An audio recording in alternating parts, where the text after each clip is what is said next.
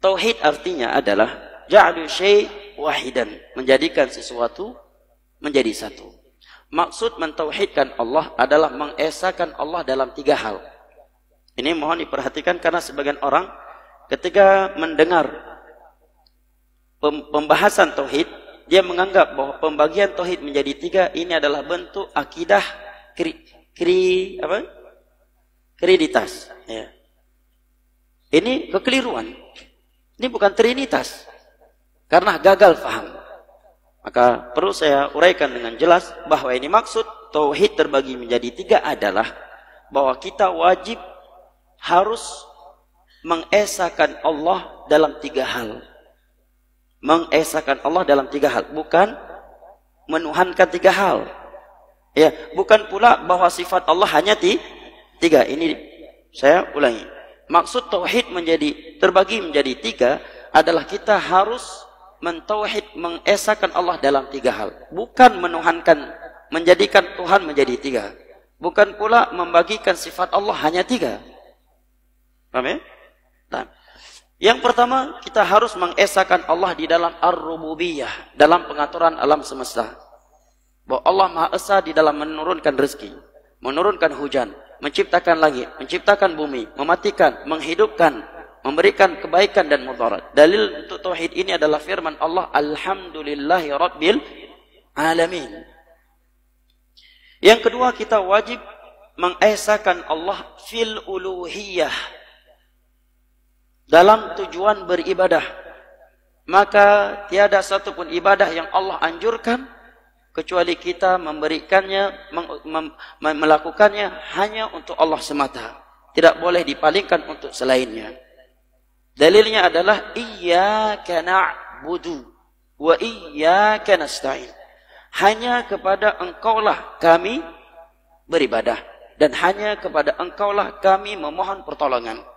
Dalil yang kedua, qul inna salati wa nusuki wa mahyaya wa mamati lillahi rabbil alamin la syarika lahu wa bidzalika umirtu wa ana awwalul muslimin.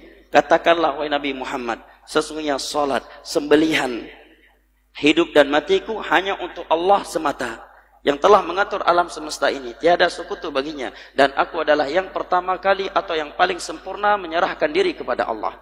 Dalil yang lainnya adalah firman Allah, fasalli li rabbika wanhar. Hendaknya salat dan sembelihan engkau hanya untuk Allah Rabbmu yang telah mengatur, menciptakan engkau. Dalil yang lainnya adalah firman Allah dalam surat Al-Bayyinah, wa ma umiru illa liya'budullaha mukhlishina lahuddin. Tidaklah mereka diperintahkan kecuali untuk beribadah hanya kepada Allah dengan ikhlas, memurnikan tujuan ibadah mereka hanya untuk Allah. Dalil yang lainnya adalah firman Allah di dalam surat Az-Zumar, fa'budillaha mukhlishan lahuddin. Beribadahlah engkau kepada Allah dengan mengikhlaskan, memurnikan tujuan ibadahmu tersebut hanya untuknya. Ya. Allah juga berfirman di akhir surat Al-Kahfi, faman kana yarju liqa'a rabbi falyamal 'amalan shalihan wa la yusyrik bi'ibadati rabbih ahada. Maka barang siapa yang mengharapkan pertemuan dengan Allah yang merupakan Rabbnya, falyamal 'amalan shalihan, maka hendaknya dia melakukan amalan yang saleh. Ya. Amalan yang saleh adalah amalan yang ikhlas dan sesuai dengan tuntunan Nabi sallallahu alaihi wasallam. Wa la yusyrik bi'ibadati rabbih ahada. Dan janganlah ia menyekutukan Allah Jalla wa'ala dengan sesuatu apapun. Dalil yang lainnya adalah firman Allah di dalam surat An-Nisa, wa'budullaha wa la tusyriku bihi syai'a. Hendaknya engkau beribadah hanya kepada Allah dan jangan engkau menyekutukannya dengan sesuatu apapun. Dengan sesuatu apapun atau dengan siapapun. Makanya Nabi sallallahu alaihi wasallam bersabda, "Man dzabah la'anallah man dzabaha li ghairillah." Allah mengutuk, melaknat orang-orang yang menyembelih untuk selain Allah. Sekarang justru itu dikatakan atau dijadikan sebagai adat budaya suatu setempat yang mesti dirayakan. Padahal itu perbuatan syirik besar yang dikutuk oleh Allah Jalla wa'ala dan sebab utama datangnya malapetaka. Nah, la'anallah man dzabaha li ghairillah. Yang ketiga, kita mesti mengesahkan Allah Jalla wa'ala dalamnya adalah fi asma'ihil husna wa sifatihil ula. pada nama-nama Allah yang maha indah dan sifat-sifatnya yang maha tinggi. Dan para ulama menyatakan seseorang telah mengesahkan Allah pada nama dan sifat-sifatnya apabila dia asbata lillahi ma asbata li nafsihi minal asma'i was sifati fi kitabil aziz aw sunnati sahihati min ghairi takyifin wala tahrifin wala ta'tilin wala tamthil, yaitu dia tetapkan apa yang telah Allah tetapkan untuk dirinya dari nama-nama dan sifat-sifat yang ia tetapkan untuk dirinya dalam Al-Quranul Karim dan hadis-hadis Nabi SAW. Karena terkait sebutan nama atau sifat untuk Allah itu hanya dibangun di atas dua ini, ya, Al-Quran dan hadis, ya, Al-Quran dan hadis. Tidak masuk kias dalamnya karena ini terkait perkara gaib. Dia meyakini itu semuanya bahwa nama dan sifat tersebut sesuai dengan keagungannya Allah sebagai Al-Khaliq yang tak dapat diperbagaimanakan dengan rasio. La tudrikul absar wa huwa yudrikul absar. Yang tidak boleh ia takwil dari yang tersurat darinya kepada makna yang tidak tersurat.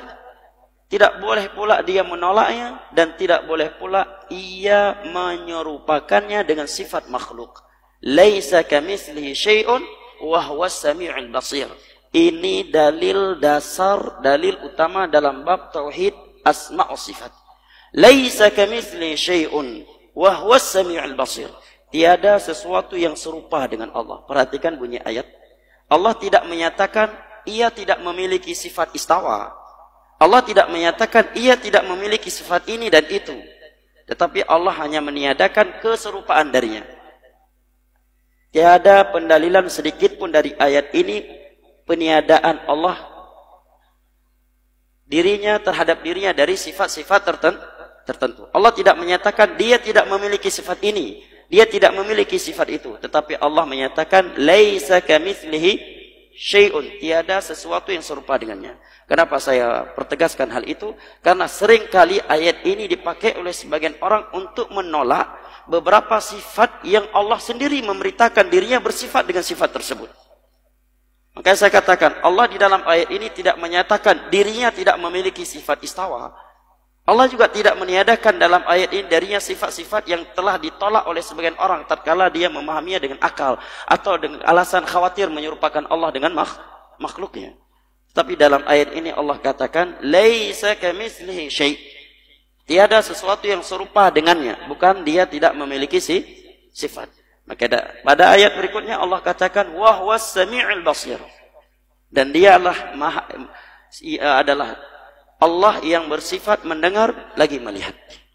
Sebagaimana sifat mendengar dan melihat Allah sesuai dengan keagungannya Allah, tidak dapat diperbagaimanakan dan tidak boleh diserupakan dengan sifat makhluk, maka demikian pula dengan sifat-sifat Allah yang lainnya yang Allah beritakan di dalam Al-Quranul Karim dan hadis-hadisnya seperti sifat istawa sesuai dengan keagungannya Allah yang tak dapat dianalogikan, yang tak boleh diserupakan dengan sifat makhluk, dan dia maha besar lagi maha kaya dan Allah tetap akbar.